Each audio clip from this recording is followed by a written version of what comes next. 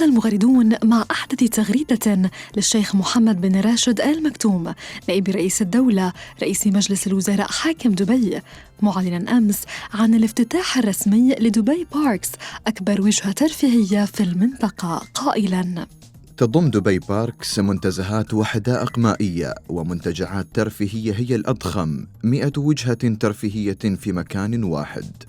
وفي تويتر الإمارات أيضاً الشيخ عبد الله بن زايد آل نهيان وزير الخارجية يعيد التغريدة بإعلان عن أفضل فيلم خليجي في مهرجان دبي السينمائي بعنوان فضيلة أن تكون لا أحد، والذي نشره مخرج الفيلم الفائز بدر الحمود، والذي يحكي قصة شخص مجهول يركب في سيارة ويبدأ في سرد تفاصيل حياته.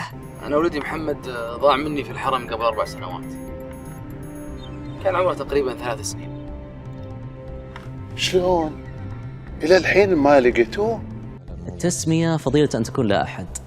في زمننا الآن زمن السوشيال ميديا كل واحد يحاول يكون أحد، كل واحد يصنع من نفسه رمز ولا أيقونة ويحاول يجاهد لدرجة أنه بعض الأحيان يفقد ذاته، يفقد إنسانيته، يفقد أعماقه. فأعتقد صار الوقت اللي نرجع وراء، أنك أن تكون لا أحد، أن تكون لا أحد وتعيش في الهامش وتعيش في الظل، بعض الأحيان هي الفضيلة.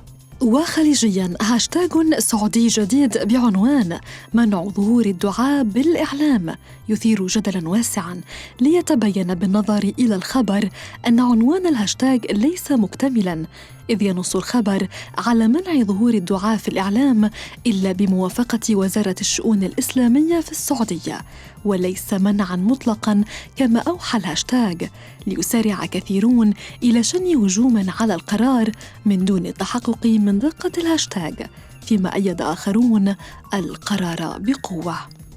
منع ظهور الدعاء بالإعلام إن صح الخبر فهو خطوة جيدة ومباركة، فمعظم من يسمون أنفسهم بالدعاء ماخذين الشغلة بزنس ووجاهة، ليس إلا.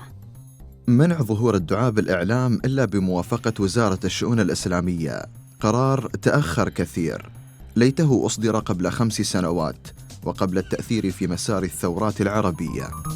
وعربياً العمليتان الإرهابيتان أمس في اليمن والأردن تسيطران على اهتمام المغردين وتؤجج مشاعر السخط من الإرهاب المستشري، إذ أكد مغردون أردنيون أن الإرهاب لن يزيدهم إلا تماسكاً وعزيمة للتصدي له، وذلك عبر هاشتاج الكرك تواجه الإرهاب، وهو ما أكد عليه اليمنيون أيضاً بعد استهداف تنظيم داعش لعشرات جنود الجيش اليمني أثناء استلامهم رواتبهم.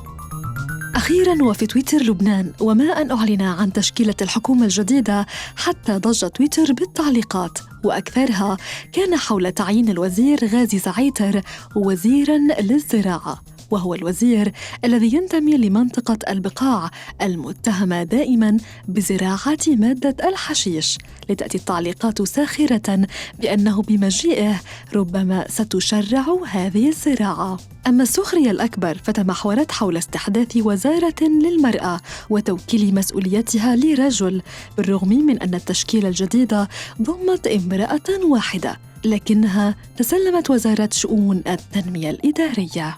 فقط في لبنان وزارة لشؤون المرأة يرأسها رجل.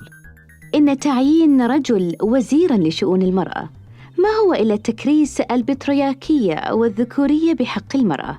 حكومة لبنان.